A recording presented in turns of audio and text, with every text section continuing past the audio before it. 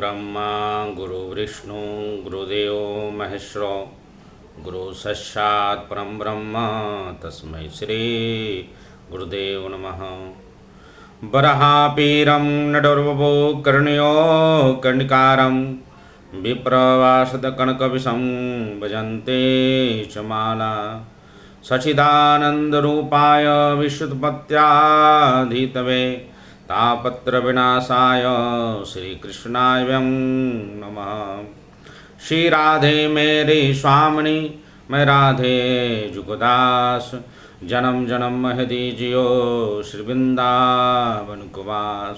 बार बार वर मांगो हर्ष देहूँ श्री रंग पद सरोजन पाहिनी देव भक्ति सदा सतसंग। हरे कृष्ण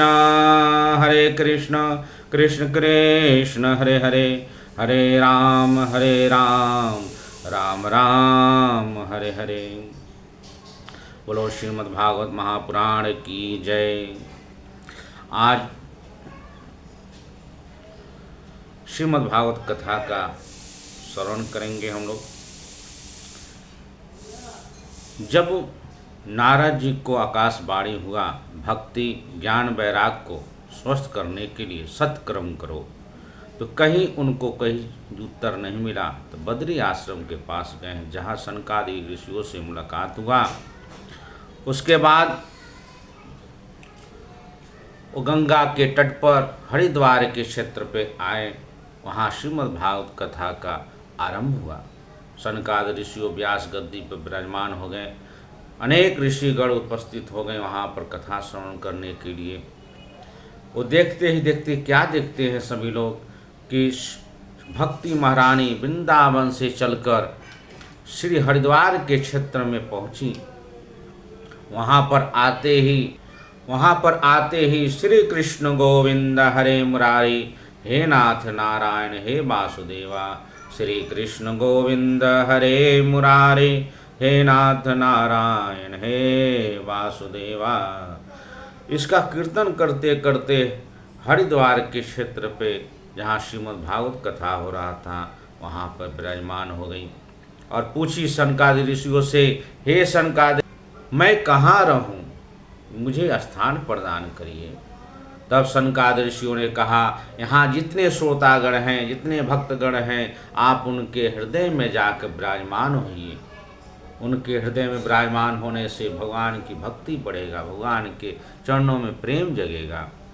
तो भक्ति महारानी ज्ञान वैराग को लेकर सभी भक्तों के हृदय में वास करेगी। इसके बाद भगवान सनकादि ऋषियों ने कथा को आरंभ का महत्व सुनाया, श्रीमद् भागवत कथा का महत्व सुनाया। जिसके घर में श्रीमद् भागवत कथा गणना रहती है, गणना करता है कि यदि एक श्लोक आधे श्लोक चाहे नित्य आदि पाठ किया जाए तो उसका पुनर्जन्म नहीं होता।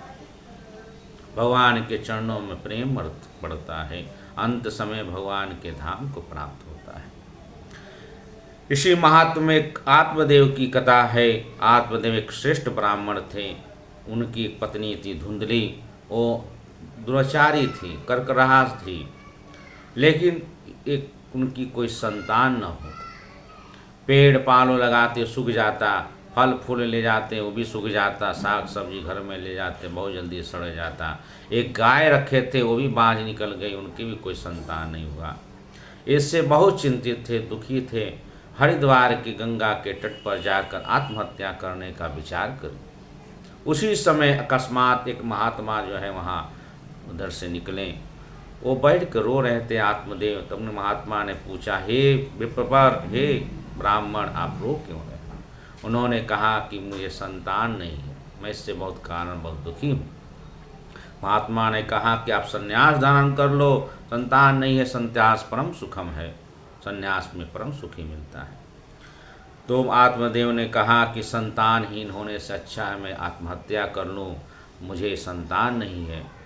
महात्मा ने कहा, आपकी माथा के रेखा को देखकर ऐसा प्रतीत होता है कि एक जन्म नहीं 7 जन्म तक आपका कोई संतान नहीं होगा।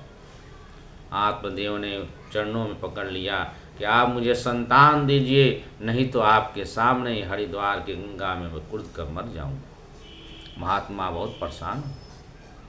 तब उन्होंने एक तपोबल से एक फल उनको सेव दिया कि जाओ अपने पत्नी को खिला देना, श्रेष्ठ इससे पुत्र प्राप्ति होगा। आत्मदेव घर पे आए, धुंधली को फल दिया कि तुम इससे खा लो, इससे संतान की उत्पत्ति होगा। और आत्मदेव कहीं बाहर चले गए। उसकी एक दिन बहन आई और इससे उसी तरह रखा था, वो फल नहीं खाया। बहन से कहने लगी, हे बहन, ये आत्मदेव जी ने मुझे फल दिया है, इस फल के खाने से अगर मेरा पेट में गर्भ ठहर गया, मेरा पेट बढ़ जाएगा, मैं ज़्यादा अधिक खा नहीं पाऊँगी, सो नहीं पाऊँगी, और प्रसव पीड़ा के समय बच्चा टेढ़ा हो गया तो मैं मर जाऊँगी, और कहीं पर आग लग गया तो मैं भाग कर कहाँ जाऊँगी, मेरी ननद आएगी, पूरा धन लेके चली जाएगी, इससे मुझे संतान होने से अच्छा मैं निसंतान ही रहूँ। धुंधली के ऐसे विचार सुनी। उसकी बहन गर्भवती थी। बहन ने एक उपाय सोचा, बताया कि तुमको संतान चाहिए, मुझे धन चाहिए, तुम तब तक पेट में गर्भधारण करने का नाटक करते रहो, मेरा जब संतान होगा तो मैं तुझे प्राप्त कर दूँगी, मुझे बहुत सा धन दे देना। ऐसा ही किया। अंत जब समय आया, प्रसव काल के समय, उसकी बहन ने बच्चा जन्मा, बच्चा ले आकर धुंधली को दे दिया और बहुत सा धन लेकर अपने पास चली गई। और इधर धुंधली ने आत्मदेव को खबर पहुंचा दिया कि आपके घर में संतान हुआ है। आत्मदेव वहाँ के बहुत आनंद उत्सव मनाने लगे।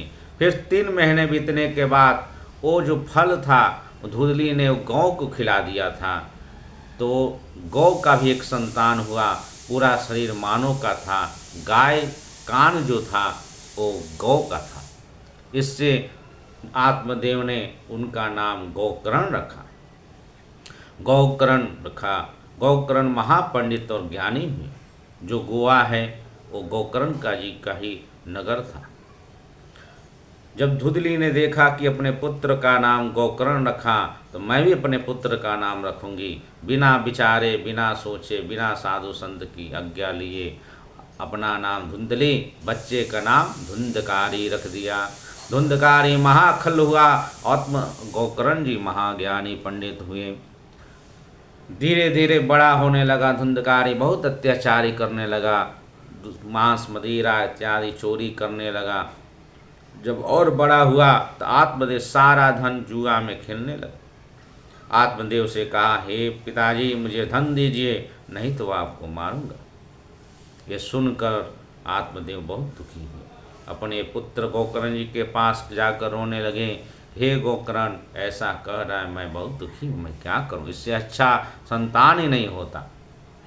तब गोकर्ण जी ने कहा, श्रीमद्भागवत कथा के 10वें स्कंद का पाठ करते हुए भगवान श्री हरि का आप जो है तपस्या कीजिए, चिंतन कीजिए, उन्हीं का ध्यान करिए। कौन अपना, कौन पराया, कौन पुत्र, कौन बेटा, कौन माता, कौन पिता, कौन पत्नी, कोई किसी का संसार में नहीं है। आत्मदेव ने ऐसा आज्ञा लेकर वन में गए और भगवत धाम को प्राप्त हुए। और कुछ दिन पड़ जाने के बाद जब धुंधकारी अत्याचार बढ़ा, धुंधली से कहा अपने माता से, मुझे धन ला के दो, नहीं तो तुझे बहुत मारूंगा। एक दिन बहुत मारा। धुंधली ने आधी रात के समय बहुत दुखी थी, कुएं में जाकर गिरकर मर गई, प्राण छोड़ गए। गोकर्ण जी बाहर चले गए। फिर धुंधकारी ने 5 वेश्याओं को घर में ले आया, व्यभिचार करने लगा, चोरी चमारी करने लगा, लूट करने लगा, डकैती डालने लगा। करते करते बहुत सा धन इकट्ठा करने लगा। इधर 5 वेश्याओं ने चिंतन किया, आपस में सामंजस्य बनाया कि ये तो चोरी करता है, किसी भी दिन किसी भी समय राजा के सैनिक इसको पकड़ ले जाएंगे, उनके साथ साथ हम लोग भी जेल में हो जाएगा, क्यों न इसको मार दिया जाए। 5 वेश्याओं ने यूनिटी बनाकर धुंधकारी के मार डालना चाहा। उसका प्राण नहीं जा रहा था, मुंह में अंगार डाल दिया और गले उसको दाब दिया। उसके बाद उसकी हत्या कर दी। धुंधकारी के शरीर को गाड़ कर और 5 वेश्याओं धन लेकर फरार हो गए। अब धुंधकारी प्रेत रूप में हो गया, प्रेत बन गया पाप के कारण। गोकर्ण जी इसी तरह विचरण करते रहे। गया में पहुँचे तो कोई उनके गांव वाले ने बताया कि धुंधकारी प्रेत उन्हीं को प्राप्त हुआ है। तो गोकर्ण जी ने धुंधकारी के नाम से गया में पिंडदान को प्रदान किया। और घूमते घूमते एक बार की बात है, अपने गांव में आए, रात हो गई थी, आधी रात हो गई थी, अपने घर पे विश्राम किया। धुंधकारी ने कभी इंद्र रूप में, भैंसा रूप में, कभी हाथी के रूप में अनेक प्रकार के गोकर्ण के सामने प्रकट होकर डराता था। तो गोकर्ण जी महान आत्मा थे, उनको कुछ नहीं पड़ता। कमंडल में जल लेकर जब छिड़का तो धुंधकारी के पाप थोड़ा कम हुए। तब वो बैठ कर रोने लगा, हे भैया मुझे क्षमा कर दो, मैं प्रेत योनि में हूँ, मैं तुम्हारा बड़ा भाई धुंधकारी हूँ।